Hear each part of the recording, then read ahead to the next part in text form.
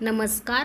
कादंबरी जीवलगा भाग 32. लेखक अरुण व्ही देशपांडे.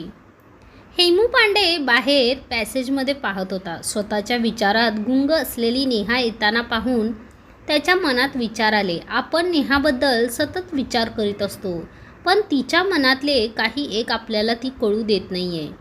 ज्या अर्थी सोनिया आणि अनिता या दोघींनी अजून काही निगेटिव्ह सांगितलेले नाही आहे, याचा अर्थ नेहाच्या मनात आपल्याबद्दल काही नाही आहे असे मांडले तरी आपण आपल्याकडून प्रयत्न चालूच ठेवत राहिलो तर तिच्या मनात आपल्याविषयी एक छान भावना नक्कीच निर्माण होऊ शकेल.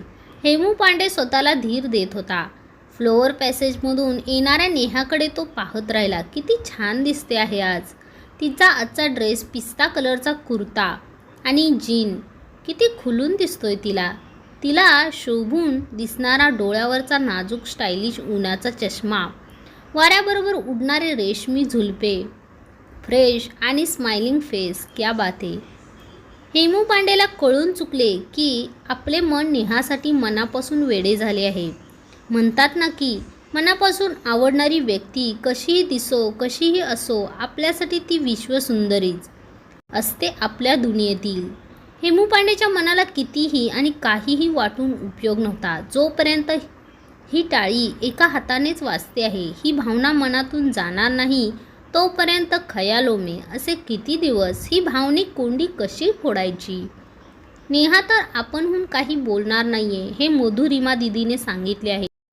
सोनिया अनिता या दोघींचे पण हेच सांगणे आहे. काय करावे हेमू पांडेला अजिबात सुचत नव्हते. नेहा आत आली, तिच्या खुर्चीवर बसली, एक नजर ऑफिस हॉलमध्ये फिरवली. सगळे काही रोजच्यासारखे चालू आहे हे पाहून तिला बरे वाटले. मी आज उशिरा आले आहे हे आपल्या बॉसला सांगावे म्हणून ती त्यांच्या केबिनमध्ये गेली. हेमू पांडे फोनवर बोलत आहेत असे पाहून ती पुन्हा येते असे बोलून बाहेर निघाली आहे. हे पाहून हेमू पांडे यांनी तिला न बोलता नुसत्या हाताने खुणवत खुर्चीवर बसण्यास सांगितले. नेहा बसून राहिली खरी, पण ती स्वतःला खूपच अनइझी फील करू लागली. काही संबंध नसताना बॉसने असे थांबून घेत बसून राहण्यास का सांगितले हे बरोबर नाही. ती आतल्या आत धुमसत राहिली. पण हे बोलून कसे दाखवणार? चुपचाप बसून राहणे हाच उपाय होता. आता या क्षणी तरी चालू असलेला कॉल संपेपर्यंत काही माहिती नसलेल्या आणि संबंध नसलेल्या विषयावरचे बोलणे ऐकावे लागणार, म्हणून नेहा जरा नाईलाजाने खुर्चीत बसली. बॉसनेच बसा म्हणून सांगितले. त्यांना नाही कसे म्हणायचे आणि त्यांचे फोनवर काय बोलणे सुरू आहे हे नेहाच्या कानावर पडू लागले. पण ती तिचे लक्ष बाहेर पाहण्यात आहे असे दाखवते आहे हे हेमू पांडेला दिसत होते. हे पाहून बोलणे न थांबवता ते पुढे सुरू ठेवीत म्हणले, मामा आता मी सांगतो ते ऐका आणि मग तुम्ही म्हणाल तसे यापुढे करूया.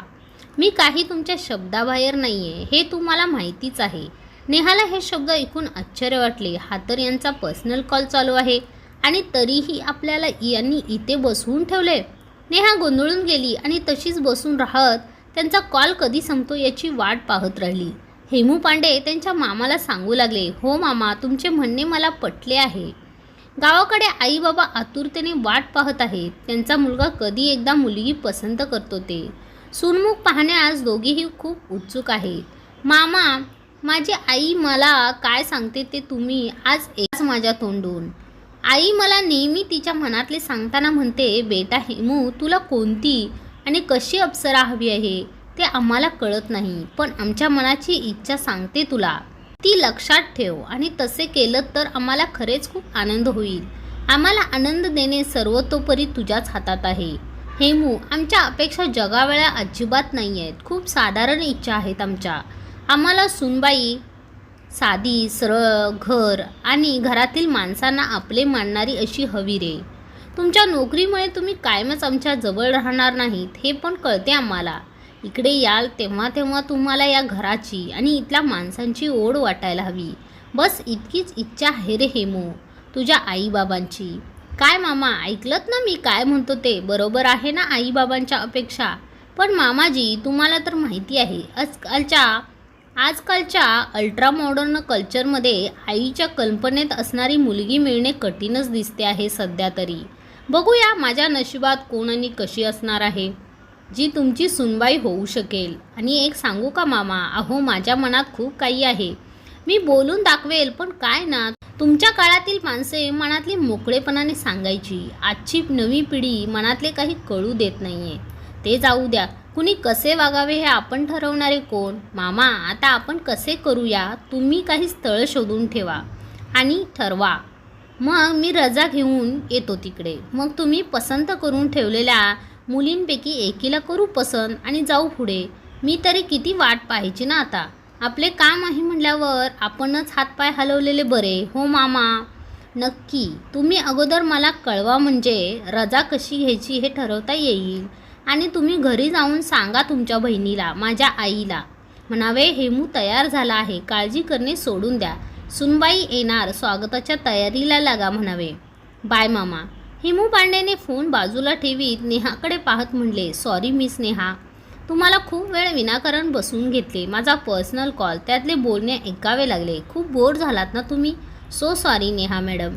मी काही तुम्हा परका मानित नाही. आय मीन माझ्या कलिग आहात. रोज आपण सोबत असतो, मला काही फरक पडत नाही. अहो, कॉमन आणि पर्सनल या गोष्टी आपल्या मानण्यावर अवलंबून असते. आणि आपल्यात एक बॉस आणि एक कलिग असे अंतर नसावे असे मी मानतो. म्हणून माझ्या खाजगी पर्सनल गोष्टी तुम्ही ऐकल्यात, त्या तुम्हाला समजल्या याचे मला काही वाटले नाही आहे.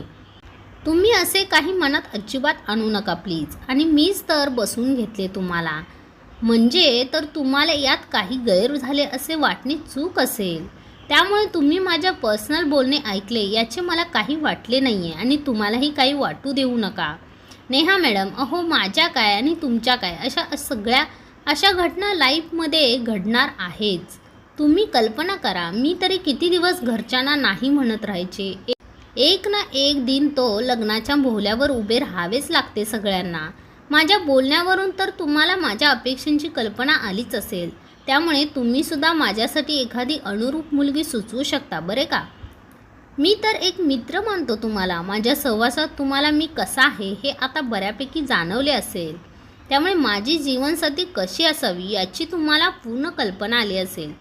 या कामी तुम्ही मला जरूर मदत करावी. बरे, ते जाऊ द्या. तुम्हाला आज पहिल्यांदा उशीर झाला आहे, काही विशेष काम होते का?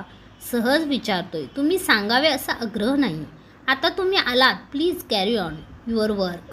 नेहा सांगू लागली, तसे काही महत्त्वाचे नव्हते सर हे काम. माझ्या केअरटेकर मधुरिमा दिदी आहेत ना, त्यांचे कार्यकर्ते आले होते.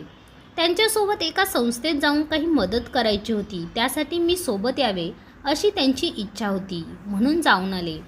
हे ऐकून हेमू पांडे म्हणाले, ग्रेट वर्क. मधुरिमा दिदी सगळ्यांना असे लोकोपयोगी कार्य करून घेतात. मिस नेहा, तुम्हाला याची आवड आहे याचा मला खूप आनंद झाला आहे. ठीक आहे, मी आता ऑफिस राऊंड मारून येतो. बाय, भेटू पुन्हा. नेहा स्वतःच्या खुर्चीत बसली, पण तिचे मन काही केल्या कामात लागत नव्हते. हेमू पांडेच्या फोनवरील बोलण्याचा ती विचार करीत होती. खरेच का हेमू पांडे स्वतःसाठी वधू संशोधन मोहीम सुरू करणार आहेत? त्यांच्या घरच्या माणसांना घाई असणे चुकीचे कसे म्हणावे? नेहा मनालाच विचारू लागली, त्यांच्या लग्नाशी आपल्याला काय घेणे देणे? त्यांचा पर्सनल विषय, आपण दूरच राहिलेले बरे. त्यांच्या तुलनेत आपण खूपच सामान्य आहोत. ना रूप ना रंग. त्यांच्या नजरेत मनात आपल्याला स्थान असू शकेल असे वाटणे म्हणजे दिवा स्वप्न पाहण्यासारखे आहे. हेमू पांड्यांनी त्यांच्या मामांना स्पष्ट सांगितले, तुम्ही पसंत करून ठेवा, मी येतोच. यातून काय समजून घ्यायचे ते समजून घ्यावे आपण. नेहा तशीच खुर्चीत बसून राहिली आणि मन खूप हिरमसून गेले आहे असे तिला वाटू लागले. एक वेगळीच उदासीनता मनावर दाटून आली आहे. का बरे असे वाटत असावे? तिला सेमिनारला जाताना हेमू पांडे तिला काय म्हणाले होते पुन्हा आठवले. Miss Neha, you are charming, beautiful. Sonia आणि अनिता दोघींनी कशावरून म्हणले, नेहा हेमू पांडे तुझ्यात इंटरेस्ट आहे बघ, विचार कर. आणि आज तर स्वतः हेमू पांडे त्यांच्या मामांना सांगत होते, तुम्ही पसंत करून ठेवा मुलगी. हे तर आपल्या स्वतःच्या कानाने ऐकलंय आपण. नेहाने घड्याळात पाहिले, घरी जाण्याची वेळ झाली होती. निराश मनाने ती निघाली आणि तिच्या मोबाईलची रिंग वाजली. स्क्रीनवर हेमू पांडेचा नंबर दिसला. तिने कॉल रिसीव्ह केला. हेमू पांडे तिला म्हणत होते, मी ऑफिसच्या बाजूला कॅफेमध्ये आहे, तुझी वाट पाहतो आहे. वी कॉफी, तुझ्याशी बोलायचे आहे, येतेस ना डिअर नेहा. या जादूच्या शब्दार नेहाचा विश्वासच बसत नव्हता. ती म्हणून गेली, हो आलेच हं. बाकी पुढील भागात. भाग 33 लवकरच घेऊन येते. धन्यवाद.